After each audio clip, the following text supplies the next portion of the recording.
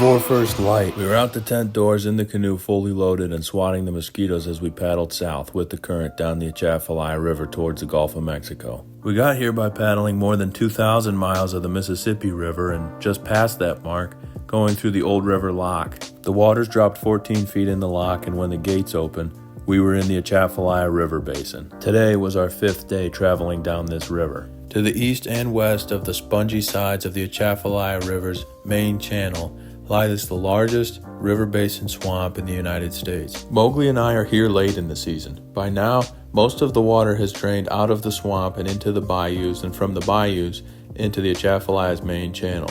That means a lot of the swampland is dry, as it usually is in this season. As the land first pokes up and then expands with the falling water, fish are forced into narrower and narrower channels. They obviously can't live on dry land, but there's less water this time of year, so the places where they can live in the water are more limited than they are when it's rainy. The same goes for most of the other swamp creatures. They followed the water as it got lower, and now with less water in the area, they live at the river's edge in a higher density. One of the human swamp creatures explained this to Mowgli and I, and said that was why we were seeing so much wildlife, because they're densely crowded around the low water. The drastic water changes also leads to some other oddities. The topography of the place is entirely inconsistent. Entire islands vanish and reappear as the water rises and falls. Some fish are not wise to where the deepest parts of the channel are and get left in a small pool on the land while the rest of the water recedes.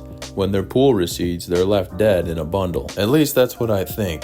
Mowgli found a depression in the land with 2 dead fish in the bottom, and clearly there used to be water there not too long ago. The best reason I could come up with for how 2 dead fish ended up on dry land was the one I just explained. We saw the opposite of this effect on the Mississippi River, up by Minneapolis-St. Paul. We put back into the river at a park and were canoeing what used to be hiking trails.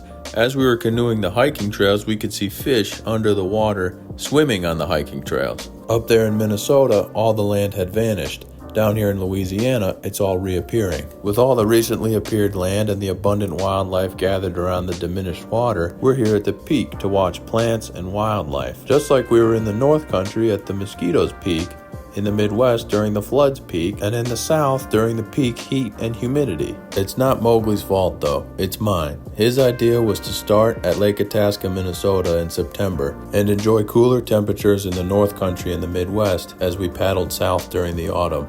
By the time we got to the south, it would be winter. But I had another idea. If we don't do it right now, I thought we might never do it. And right now we have everything we need, so we should just get on the river and start right now. If you've detected a logical flaw in my thinking, you're not alone.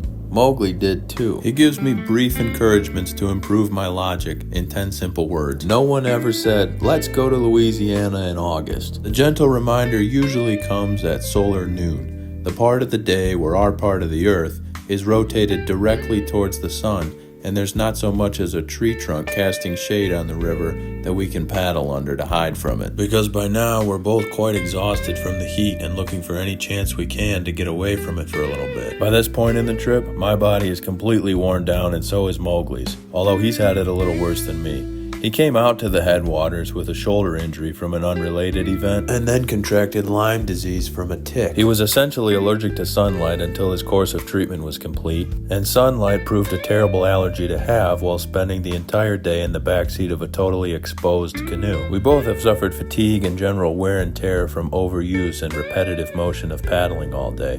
More specifically, my back, which has been hurting the last couple days, and my hands, which cramp up on me every single morning. All this is to explain the process our bodies are going through and not to complain about it. My enthusiasm for this trip has not diminished whatsoever, a point that I repeat out loud several times a day. I actually look at the environment around me and think how lucky I am to be out here. And maybe one of my toenails is, for some reason, slowly falling off of my foot, but it's my privilege to be out on this river, and that's a very low price to pay for doing so. By late afternoon, we didn't even have the energy to speak. But when we saw this cypress forest with dead stumps sticking up like tombstones, we had to stop and get knee-deep in it in spite of our energy deficits. Cypress trees are uncommon nationally, but abundant locally. It's easy to forget that very soon we'll pass out of this environment and won't see them anymore. Our final movement of the day came under the US 90 bridge.